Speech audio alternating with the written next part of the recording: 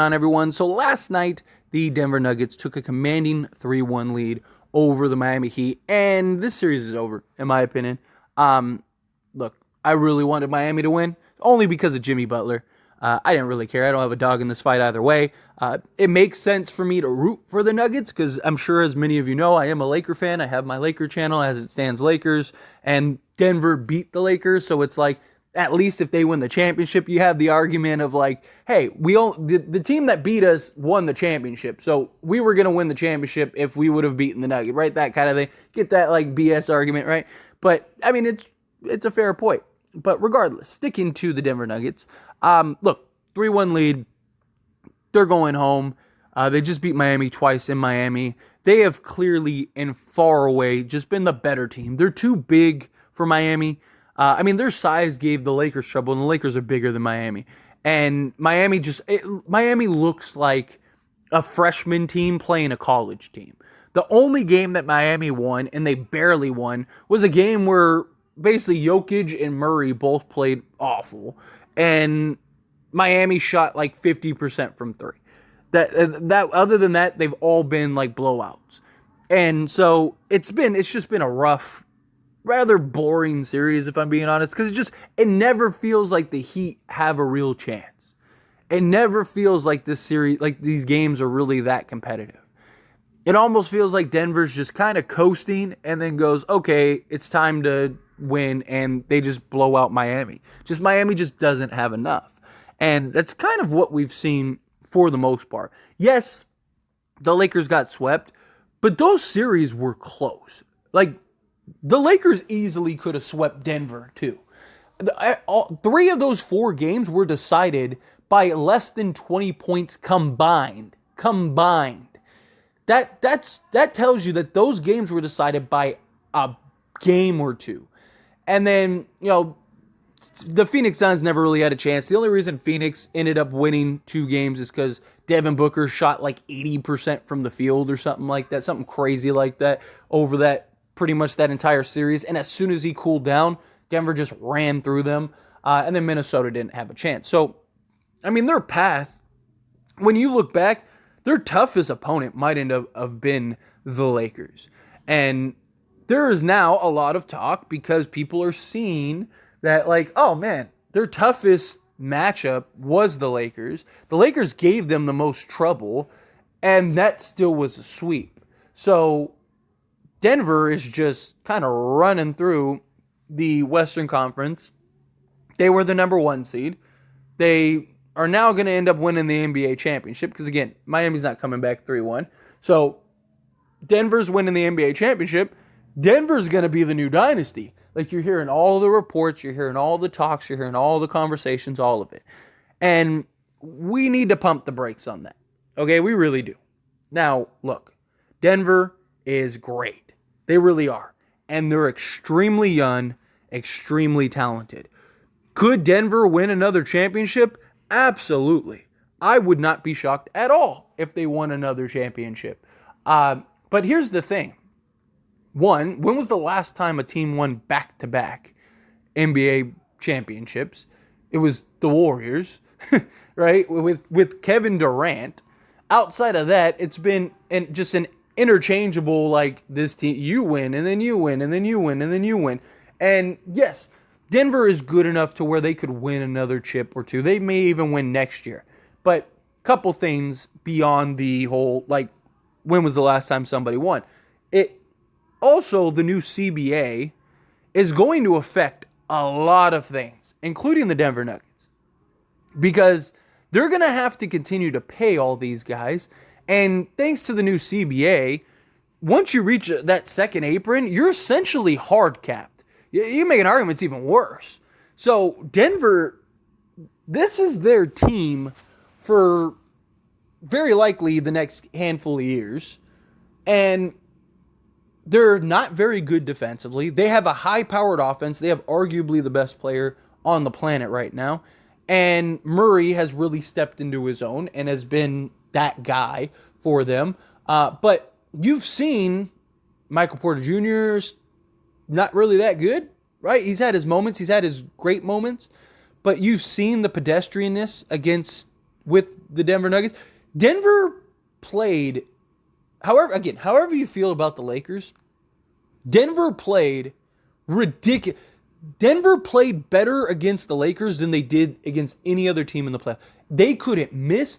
They were just, you had Murray and Jokic making miracle Hail Mary shots like several times over the course of the game. Like, Denver played insanely great against the Lakers. But against the Suns, against Minnesota, and against Miami, you have seen Denver really have cracks that are not good for longevity of winning multiple championships. Now, the other side of that argument is, well, Denver didn't want to take the Lakers. Like, Denver knew that they were going to just run through Minnesota. Denver knew that they were going to run through Phoenix. Denver knows that they're going to run through Miami. So it makes sense that, they're kind of just coasting a little more than they did with the Lakers because they know and respect, like, oh, the Lakers have LeBron James and Anthony Davis. They match up good to us. Like, they could beat us type thing. So maybe that's why they took things a little more serious. That's always a possibility. But still, those cracks, those habits, those developments, seeing KCP go back to being pedestrian. KCP had his best series against the Lakers, which makes sense. That was his old team he won a championship with. But you're starting to see guys kind of fall back and just being like role average guys, which is fine because you have these two. But Murray has an extensive injury history, right? You have Jokic, who is fantastic, but at what point does he start getting worn down? They also don't have a ton of depth. Like, I see so many people that are like, Denver's so deep. Like, Denver's playing like 6 guys, right? They play Bron, so I guess like 7. Sometimes they play 8. But really, they're playing essentially just 5-6 guys. They're playing their 5 starters and then Brown. So they're not like most teams who are playing 7, 8, 9 guys deep, which again bodes difficult once you get to the playoffs, and you got to continue to do that. Not just that, but teams are going to improve. Teams are going to get better. Even the Lakers will probably get better next season. Phoenix will probably be better next season because they now have Kevin Durant and Devin Booker, and they know, okay, well, we got our 2 guys. We got to build around those 2, so they'll probably have a better, more balanced team. What do teams like the Warriors do? Do they just go all in and kind of rebuild, and because they have some young assets and draft picks and stuff, do they go and try to, make a big move, make a big splash? There are a lot of teams that could easily be a lot better next year, and Denver's probably going to be the same. And look, Denver's high-powered offense is great. It just feels like it's been Denver's year, though. Like, everything that Denver has needed to happen and fall right has all fallen right. But that's every championship run, right? Like, that's how it works. Like, even all the Warriors championships, injuries and just circumstances and just craziness. When Toronto won the NBA championship, you had Kawhi Leonard making miracle, like, where the ball bounces on every piece of the rim and should have rolled out 10 times, but magically it was like angels in the outfield pushed it in, right? Like, that's just how it goes. Like, every championship run, things over the course end up happening for you to be able to get in the position that you win. Ball goes the right way, key injury, whatever, right? So Denver could very well continue to have those things line up, but this just feels like this was their year from pretty much start to finish. Everything went their way this year, and they were able to just kind of stay healthy, have the balls kind of fall their way, and get in and win the NBA championship, which, credit them. Congratulations, because they're going to win this, right? And they are an amazing, young, talented team that all understand their role. They all get it. They all embrace it. Like, it's fun to watch Denver at times, right? It's just, I don't think that we love to label these dynasties. Every time somebody wins an NBA championship, like when the Bucks won the NBA championship, oh, we got a new dynasty, that's it, and then they haven't won since. Even the Lakers when they won in 2020. Oh, could we be looking at the beginning of a new dynasty with LeBron James and Anthony Davis? Now, to be fair, they very well could have won back-to-back. They should have won back-to-back. If Anthony Davis didn't get hurt, they probably would have. Because, they were up 2-1 against the Suns. They were one of the best teams in the entire league that year. And then Anthony Davis goes hurt, and that was basically it. And the Suns had no answer for AD.